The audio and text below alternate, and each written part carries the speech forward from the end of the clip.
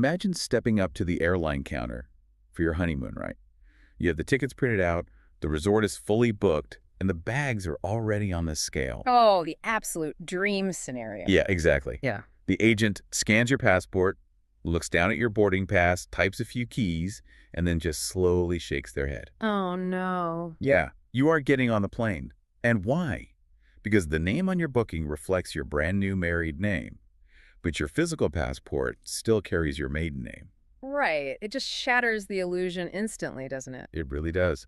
Welcome to the invisible, completely unromantic, and utterly ruthless legal reality of getting married. The cultural narrative focuses entirely on the emotional transition, Yeah. the ceremony, the vows, the gathering of families. We treat marriage as an endpoint. Yeah, the happily ever after. Exactly. But the bureaucratic machinery of the state treats it as an inciting incident. That is a great way to put it.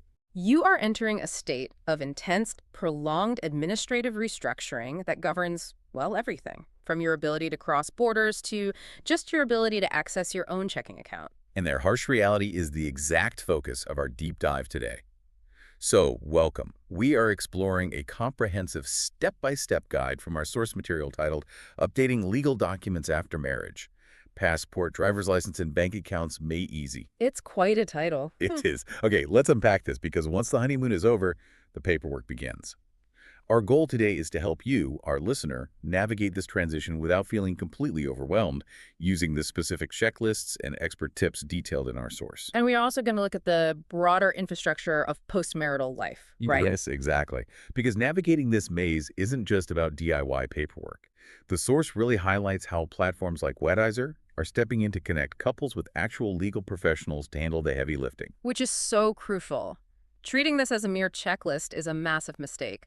The source material outlines what is essentially a strategic campaign. A campaign. I like that. Yeah, I mean, you are systematically dismantling your previous legal identity and constructing a new one, piece by piece, across dozens of disconnected institutional databases. So before we dissect the strategy of how you do this, we really need to establish the why. Like, why is this guide necessary in the first place? Right. Why can't you just get married, update your social media, and go back to your life? Our text explicitly states that this is, quote, not just a formality. It's essential. And it lists the risks, right? It does. It lists the risks of mismatched names or outdated records as travel delays, legal issues, and financial disruptions. The key benefits are ensuring consistency across official records, simplifying legal transactions, and helping with insurance and tax filings. What's fascinating here is the fragility of our modern legal identity.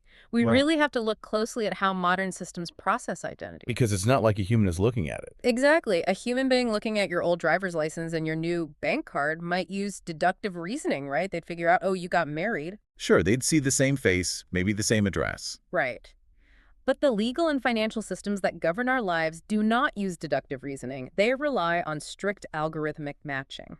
So it's all about consistency. Entirely. When an airline's API talks to the TSA's API, it isn't sending a nuanced profile of you as a person. It is sending a string of text. Oh, wow. So if the string of text says Jane Doe in one system and Jane Smith in the other, the system simply registers a failure. It sees a discrepancy. And in the world of modern bureaucracy, a discrepancy is a hard stop. It's an error code. Yeah. The system is designed to reject anomalies to prevent fraud. It doesn't pause to consider, oh, maybe they had a life event. It flags an error, locks a file, and shifts the burden entirely onto you. It reminds me of trying to unlock a door with a key that's been filed down slightly wrong. Oh, that's a perfect analogy. You hold it up to the light, and to the naked eye, it looks like the exact right key. You know it's supposed to be the right key. But the lock doesn't care what you know. Exactly. When you slide it into the deadbolt, the internal pins just don't align perfectly. You can jiggle it, you can force it, but the internal mechanism of the lock is entirely binary. It either matches perfectly and turns, or it rejects the key entirely, and you stay locked out. And the stakes associated with those locked doors are incredibly high. A financial disruption, as the text mildly puts it, could mean a mortgage payment is rejected. Because the name on the originating account doesn't match the title of the loan. Exactly. We exist in these institutional systems as a collection of data points. If those data points fail to corroborate each other, your identity becomes invalid. So knowing the stakes, knowing that our very ability to function in society relies on this algorithmic alignment, Yeah. where does the guide suggest you start? It starts at the top. Right, with the most universally recognized document. The source says step 1 is the passport. It calls it one of the most important ID documents, especially for international travel. Because it is the ultimate expression of federal authority. A passport isn't just an ID, you know? It is a formal request from the United States government to other nations, vouching for your identity. It's your highest level of proof. Yes. And securing this document first is the foundation of the entire strategy the source outlines. The exact required steps are pretty clear. You obtain your marriage certificate, fill out the passport renewal form, submit supporting documents specifically noting your old passport and photos, and pay the applicable fees. Right. But the guide includes this pro tip. Use the updated passport as a base document for changing other IDs. And that base document strategy is brilliant. By establishing federal and international identity first, the downstream local updates become so much easier. But wait, let me push back on this for a second. So what does this all mean for the timeline? The timeline. If the passport is the base document, and the text says you must submit your old passport as a supporting document, doesn't that mean you are effectively grounded from international travel while you wait for this first domino to fall? That is the uncomfortable reality of the process. You enter a period of administrative limbo. You're just stuck. You are? You willingly surrender your valid previous identity to the State Department, and you trust that they will verify the marriage certificate, void the old passport, and return the new one. And that can take weeks or months. Exactly. During that window, your international mobility is zero. The old identity must be surrendered to validate the new one. It's like you're retiring your past self by physically placing it in an envelope and mailing it away. It takes a leap of faith, for sure, but the payoff is immense. Because when you eventually walk into a local bank branch or a state licensing office and present a valid U.S. passport, any debate about your identity evaporates. Because local institutions don't argue with the feds. Never. The federal verification acts as an absolute trump card. Okay, so you wait out the processing time, track the package, and finally, the new passport arrives. You have your federal baseline. Now, the guide moves to the document you use almost every single day. Step 2 is the driver's license. Which is highlighted as a priority because it's widely used as a primary ID. You can't carry your passport to the grocery store. Right. The steps here are to visit the local licensing authority, provide the marriage certificate, submit proof of identity and residence, and take a new photo if required. And we know how fun those photos are. Oh, it's darkly amusing to me.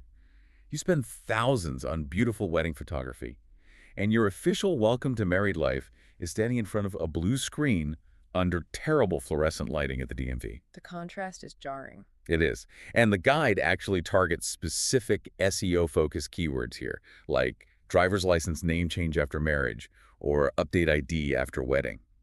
People are clearly searching for this exact pain point. But looking past the dreaded photo, that requirement to submit proof of identity and residence, that's a crucial detail. This is exactly where the newly updated passport comes in handy as proof of identity. You just hand them the passport and that hurdle is cleared. But what about the proof of residence? That's the potential double hurdle, because marriage often coincides with moving. Oh, right. You might be in a totally new apartment or house. Exactly. So to prove residence to the DMV, you typically need utility bills or bank statements reflecting your new address. But you haven't updated your bank or your utility bills yet because you need the driver's license to facilitate those updates. That's a total bureaucratic loop. You need the license to change the bank, but the DMV wants the updated bank statement to issue the license. Which is why having that base document, the passport, is so vital to break the loop. Okay, so once your physical identity is updated with the license, the text shifts to securing your financial identity. Step 3 is financial records. This is where we follow the money. Exactly. The text states financial institutions require accurate info for security and compliance. We're talking bank accounts, credit cards, investment accounts, loan documents. The big ones. The process is to visit a branch or update online, provide the marriage certificate, and submit ID proof with the new name. The text notes that online updates make the process quicker and easier. But here's where it gets really interesting to me. How so? I liken updating financial records to updating the operating system on your phone. Okay, I follow you. When you install a new OS, your everyday apps like your active checking account, they usually adjust fine. You update them immediately. But if you miss one app, like an old loan document or a dormant investment account, it just sits there. It looks normal. But the moment you try to use it, It crashes. It can't communicate with the new operating system. If you try to refinance, 5 years later, under a different name, the system freezes. That is a great way to visualize it. And I really want to zero in on those words the text uses: security and compliance. It's not just about good customer service, is it? Not at all. Banks are legally bound to verify who you are. These are know your customer laws, KYC laws, anti-money laundering regulations. So they have to prove an unbroken chain. Yes. If there is a break in the paper trail between the person who opened the account and the person trying to withdraw the funds, the compliance algorithms will freeze the account to avoid federal penalties. Wow. But the text does tip us off that many banks now allow quicker and easier online updates. Which is a nice contrast to the physical visit required for the driver's license. You can just upload a secure scan through their app. Okay, so passports, licenses, and banks are the big three. But the guide explicitly warns that the process doesn't stop there. We enter what I call the long tail of bureaucracy. Step 4. Other important documents. Yes. This covers insurance policies, health, life, auto. It covers tax records to avoid filing issues, employment records like payroll, benefits, HR, and utility bills and subscriptions. The sheer volume of that list is staggering. Think about it. Imagine the number of utility bills and subscriptions you have. Netflix, the water bill, your gym membership, your internet. How easy is it to let one of these slip through the cracks? It's almost guaranteed that you'll miss one. If we connect this to the bigger picture, this is the true long tail of personal administration. Because there's no central database that tells Netflix you got married. Right. While the passport is a top-down update, things like utility bills and HR records are bottom-up updates, and these affect your daily life, your healthcare, your paycheck. Like, if your HR department is submitting payroll taxes under a name, the IRS no longer associates with your Social Security number. You are engineering a massive audit for yourself. Which sounds terrifying. Yeah. So, looking at this massive checklist from passports to life insurance, the source acknowledges that this can be incredibly overwhelming. It is a part-time job. It really is. And this is where the text introduces a specific tool to solve the problem. It explicitly recommends exploring platforms like Weddizer. Yes, Weddizer offers helpful articles, tips, and checklists tailored for newlyweds. But crucially, the text highlights that Weddizer features a business directory to connect couples with professional lawyers and firms specializing in post-marriage legal services. These experts assist with documentation, notarization, and compliance requirements. Which is a huge relief for a lot of people. But let me play devil's advocate for you, the listener. You might be thinking, do I really need a lawyer just to change my name? It's a fair question, and if you have a very simple financial profile, maybe you DIY it. But we need to unpack why the text suggests legal help. Right, it mentions notarization and compliance. Exactly. For simple name changes, sure. But what about blending complex assets? What if one partner owns a small business? Oh, changing your name when you own an LLC must be a nightmare. It is. You might need to refile articles of incorporation, update commercial insurance, renegotiate vendor contracts. If you try to DIY that and miss a compliance step, you could expose your personal assets to business liabilities. That is a huge risk. Or navigating international marriage documents or pre-existing trusts. You really should try to use the Weddizer website for legal advice when you hit those complexities. Finding a trusted firm through their directory saves time and prevents catastrophic legal errors. It shifts the burden from the overwhelmed newlywed to a trained professional. Exactly. Now, even with tools like Weddizer, the guide warns of specific traps couples fall into. It outlines common mistakes and pro tips. The mistakes are delaying updates, missing accounts, not keeping multiple copies of the marriage certificate, and updating in the wrong order. The order is so critical. I compare updating in the wrong order to trying to put on your shoes before your socks. You're just setting yourself up for failure. That's spot on. If you go to the bank before you have the new driver's license, they will turn you away. And what about this mistake of not keeping multiple copies of the marriage certificate? This is a huge physical reality of the process. You have to mail off original copies with the raised seal for things like passports. They won't take a photocopy. No.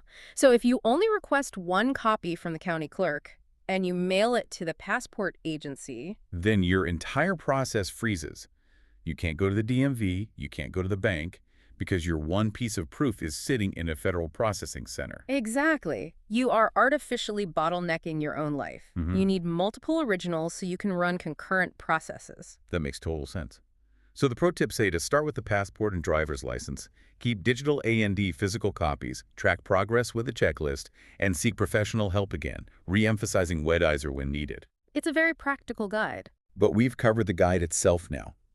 There is a fascinating meta layer to our source material that reveals how this information is actually consumed in the real world. This might be my favorite part of the source. The source includes the SEO tags they use, right? Things like updating legal documents after marriage, legal checklists for newlyweds, Weddizer, masterstevemind. Yeah. It includes a social media caption with a little diamond ring emoji, and includes a high CTR click-through rate YouTube title. Just married, update your passport, license and bank accounts fast. Step-by-step guide. With fast in all caps, I'm sure. Of course. Oh. And the YouTube description promises to help newlyweds avoid delays and stay stress-free, utilizing Weddizer.